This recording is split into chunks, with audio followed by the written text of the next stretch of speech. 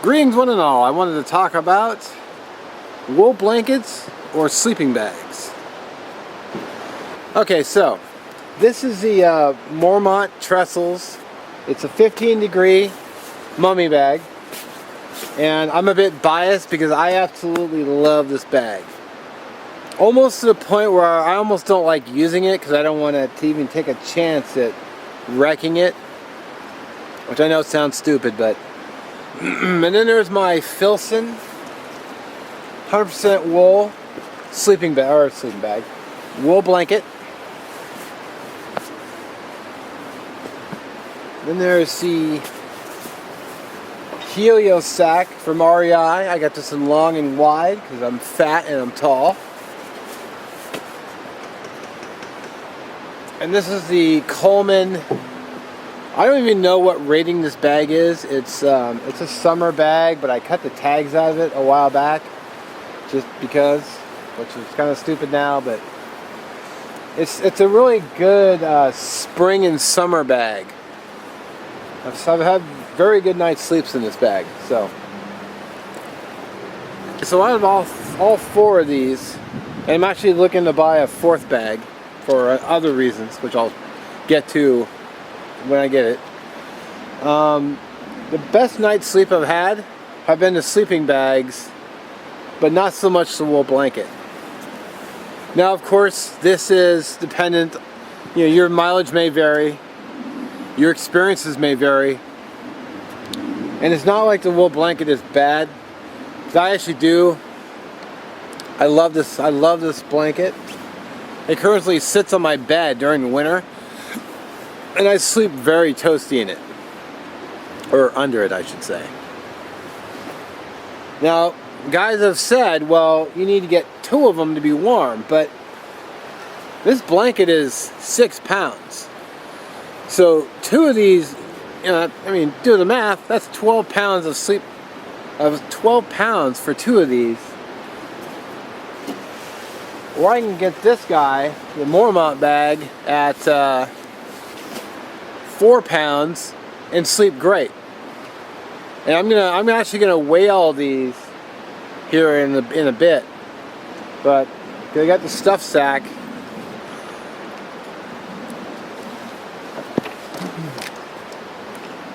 The Mormont comes with a nice stuff sack that's also a compression bag, which I'm gonna stuff it in and show you. And then I've also got this Sea Line dry bag that I've actually kept a little blanket in just to keep additional moisture off. It's also compression. So let's go ahead and stuff the Mormont into the bag.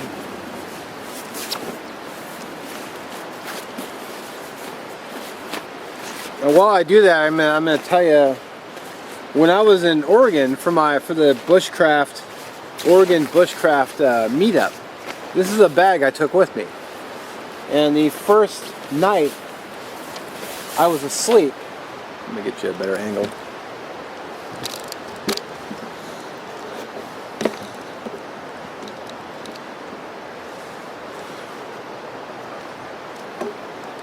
So the first night I arrived, it was raining out. I spent 7 hours driving from Washington down to Oregon. It took 7 hours because there was traffic and I had to make a pit stop and empty Mr. Bladder and get gas. And I needed the Monster Energy. So this was the bag I took. Now I was sitting at camp in the first video, and I was sitting there. I was at one of those a pay site, which if you've ever been to a pay site, most of the available firewood that's around is basically gone. I mean, there was nothing around that I could burn. Plus, it was raining, so everything was soaking wet. And it was November, like I said, and I was sitting there. I had my chair out, I was sitting under a tarp while it rained, and as I sat there, I was starting to get cold. My hands were getting chilled.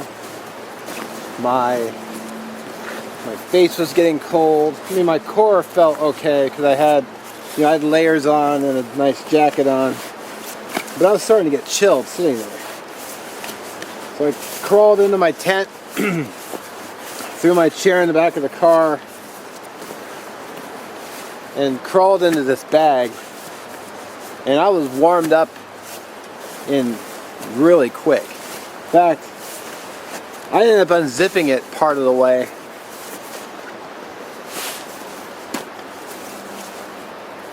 It's really hard to do with a sprain, by the way. In case you're wondering, I slipped and fell. I tripped at work and sprained my wrist. Alright. So,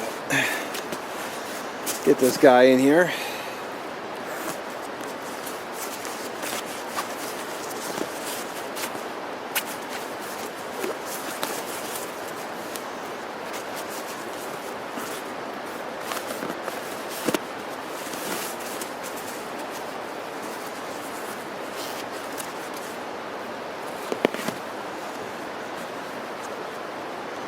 So yeah, so while I was sleeping, I mean, I slept great in this bag.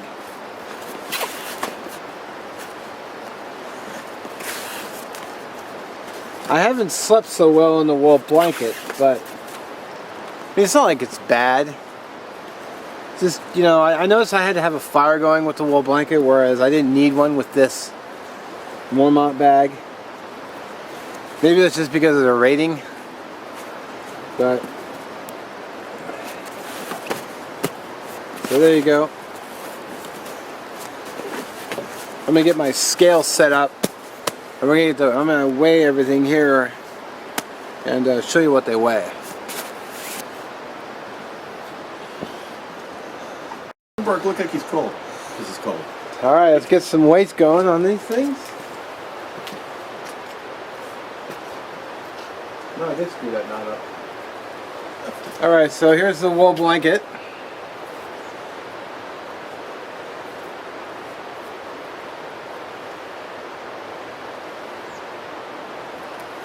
I guess it would help if I turn the scale on. Alright. So with a little bit of paracord just to hang it up, and of course it has to turn the opposite direction the way I want it. So it's 6 pounds, 6¼ pounds. So if I wanted 2 of these to be warm, I'm carrying 12 pounds of blanket.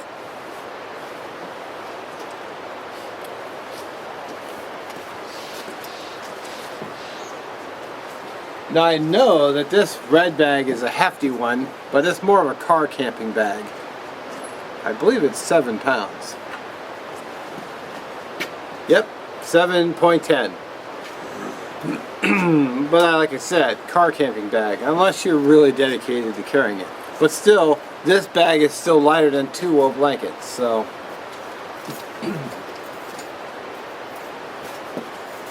Then there's my beloved Mormont bag.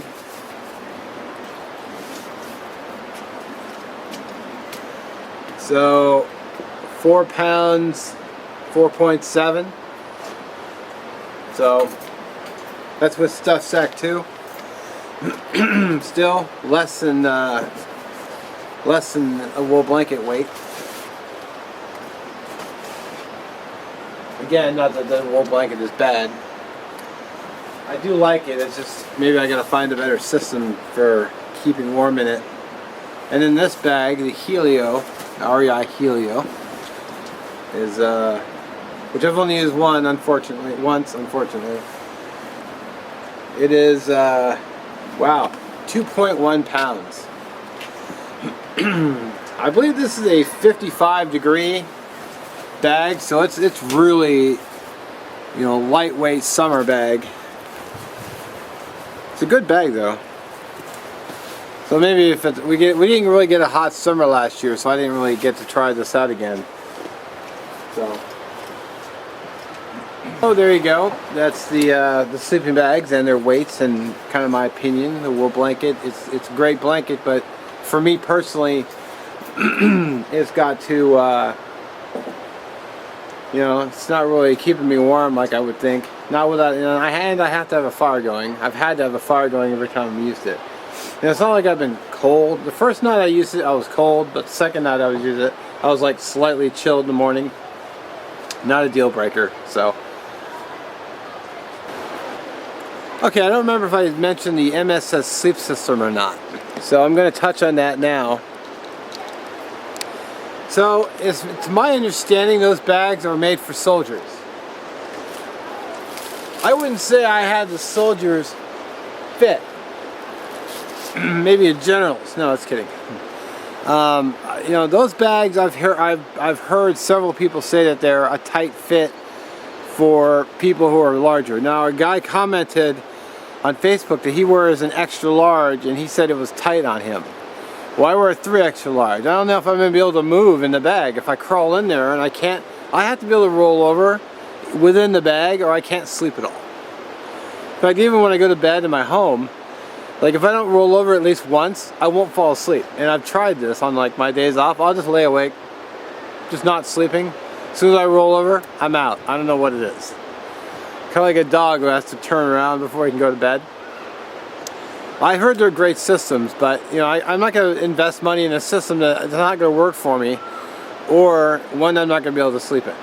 So I've heard a lot of good things about them. You can go down really cold in them, but for me, it's got to work or it's a no-go. All right, so I'm interested in your thoughts. Have a good one.